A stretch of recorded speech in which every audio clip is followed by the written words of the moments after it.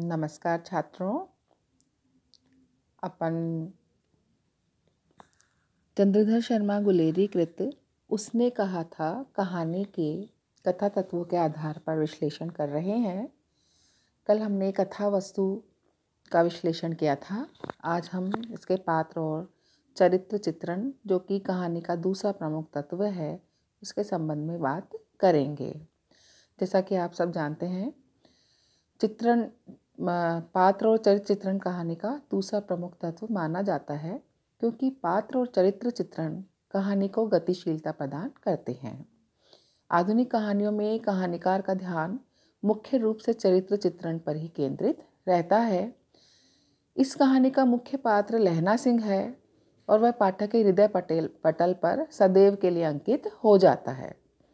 सूबेदार हजारा सिंह, सूबेदारनी बोधा सिंह, वजीरा सिंह आदि अन्य उल्लेखनीय पात्र हैं।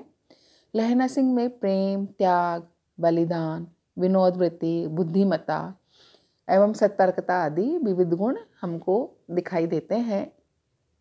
अगर उसमें लहना सिंह में बुद्धिमत्ता और सतर्कता नहीं होती तो फिर उनकी पूरी सेना की टुकड़ी मार दी जाती और ये कहानी वास्तव में बनती ही नहीं। अगर उसमें प्रेम और त्याग नहीं होता तो लहना सिंह का बलिदान नहीं होता। लहना सिंह सूबेदार से कहता है, बिना फेरे घोड़ा बिगड़ता है, बिना लड़े सिपाही। मुझे तो संगीन चढ़ करके मार्च का हुक्म मिल जाए, फिर 7 जर्मनों को मारकर अकेला ना लौटूं तो मुझे दरबार साहब की देहली पर मत्था टेकना नसीब ना हो।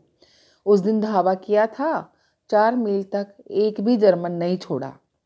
वास्तव में लहना सिंह जर्मन लेफ्टिनेंट को पहचान कर बुद्धिमत्ता का परिचय भी देता है। बीमार बोधा सिंह को अपने दोनों कंबल ओढ़ा देता है और ओवरकोट एवं जर्सी भी पहना देता है, जबकि वह स्वयं ठंड खाता रहता है।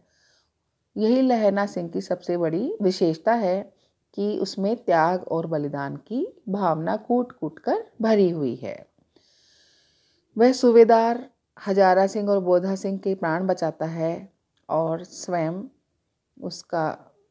को उत्सर्ग कर देता है। लहना सिंह जब कहता है, जनरल साहब ने जब हट जाने का हुक्म दिया, नहीं तो सूबेदार बीच में ही उसकी बात का हटकर मुस्कुराकर कहता है, नहीं तो बर्लिन पहुंच जाते। वजीरा सिंह बड़ा हंसमुख व्यक्ति है। हंसी की बातें कर करके वह सबको ताज़ा कर देता है। वहीं सूबेदार ने हमको एक भावुक और स्नेहशील नारी के रूप में दिखाई देती है, जो अपने पति और पुत्र की रक्षा के लिए लहना सिंह से प्रार्थना करती है। अतः हम कह सकते हैं कि उसने कहा था कहानी के सभी पात्रों का चरित्र बहुत ही सुंदर, स्वाभाविक और प्रभावशाली है। कहानी के तीसरे तत्व के रूप में हम कथोपकथन या संवाद को मानते हैं। संवाद कहानी में अहम भूमिका निभाते हैं और संवादों के माध्यम से ही कथानक को गतिशीलता मिलती है। इसमें पात्र और चरित्र चित्रण की भूमिका महत्वपूर्ण होती है। कहानी में संवाद छोटे छोटे एवं पात्रानुकूल होने चाहिए। इस कहानी में भी अधिकांश जो संवाद हैं, उन अधिकांश संवादों के माध्यम से ही कहानी का विकास हुआ है। वास्तव में इस कहानी की शुरुआत किशोरावस्था के प्रेम के आकर्षण से शुरू होती है। तो अंतिम परिणति त्याग एवं बलिदान के संवादों के दुखांत पर खत्म होती है। उदाहरणार्थ, तेरे घर कहाँ है? मगरे में। और तेरे? मांझी में। यहाँ कहाँ रहता है? यहाँ कहाँ रहती है? अमृतसर की बैठक में, वहाँ मेरे मामा होते हैं।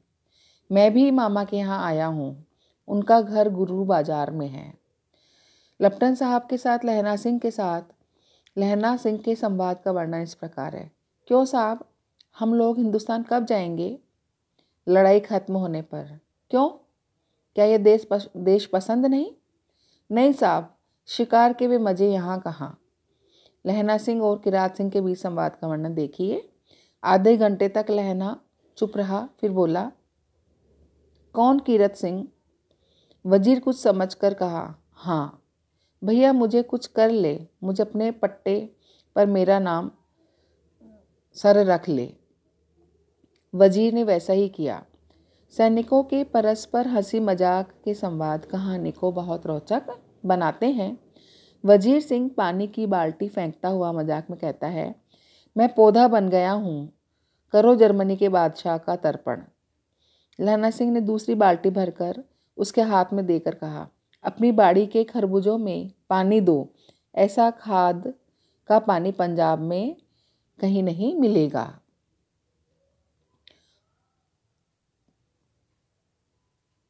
हाँ, देश क्या है, स्वर्ग है। मैं तो लड़ाई के बाद सरकार से 10 गुना ज़मीन यहाँ मांग लूँगा और फलों के बूटे लगाऊंगा। अतः हम कह सकते हैं कि संवाद कथा को आगे बढ़ाते हैं और इस कहानी में भी संवादों ने 4 चांद लगाए हैं। अगला इसका कहानी तत्व के रूप में जब हम मुख्य तत्व देखते हैं वो होता है देशकाल और वातावरण।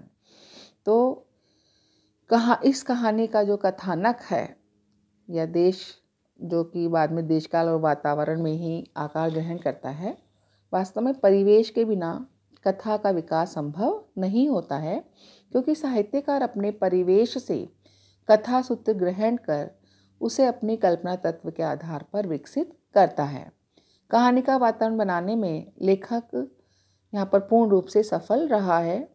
प्रारंभ में अमृतसर में चलने वाले बाबू काट वालों की मधुर वार्तालाप का वर्णन है और यह बताया गया है कि दूसरे शहरों के इक्के वाले जहाँ कर्कश और अश्लील शब्दों में रास्ता साफ करते कराते घोड़ों को संबोधित करते हैं, वहीं अमृतसर के ये लोग तंग चक्करदार गलियों में भी सब्र और प्रेम का समुद्र इनके अंदर उमड़ा करता है, बड़े सब्र से बात करते हैं। जैसे उदाहरणार्थ, क्यों खलासी जी, हटो भाई जी, ठहरो भाई, आने दो लाला जी, हटो बाछो आदि कहकर अपना रास्ता बनाते हैं। इस कहानी में फ्रांस में युद्ध का वातावरण कहानी के प्रभाव को बहुत गहरा बना देता है। वास्तव में जिस समय चंद्रधर शर्मा गुलेरी जी ये कहानी लिख रहे थे, उस समय विश्व युद्ध अपने चरम सीमा पर था और ब्रिटिश फौजें फ्रांस में थी और जर्मनी से लड़ रही थी। भारत ब्रिटिश का उपनिवेश था और यहाँ के लोग ब्रिटिश फौज के अंग थे। ऐसे में भी पंजाब के परिवार फौजों में प्रायः भर्ती होते चले आए हैं। पंजाब के जो परिवार थे वो उस समय जो सेना थी, फौज थी, उसमें भर्ती होते थे। लड़ाई का वर्णन सचित्र रूप में किंतु संक्षिप्त रूप में लेखक करता है और उस खंदक की ओर ले जाता है जिसमें कुछ भारतीय सैनिक हैं। जिस खाई में कहानीकार लोगों को ले जाता है वह पहले से ही लहना सिंह, सूबेदार हजारा सिंह, वजीरा सिंह, बोधा सिंह आदि उसके वहाँ पर मौजूद हैं। इसके साथ ही लेखक ने उस समय के अमृतसर के जीवन को भी सजीव कर दिया है। अतः हम कह सकते हैं कि इस कहानी का देश काल बहुत प्रशंसनीय है, जो कहानी को यथार्थ बनाता है। आज का ये वीडियो हम यहीं समाप्त करते हैं। कल हम इसकी भाषा शैली और उद्देश्य पर बात करेंगे। धन्यवाद।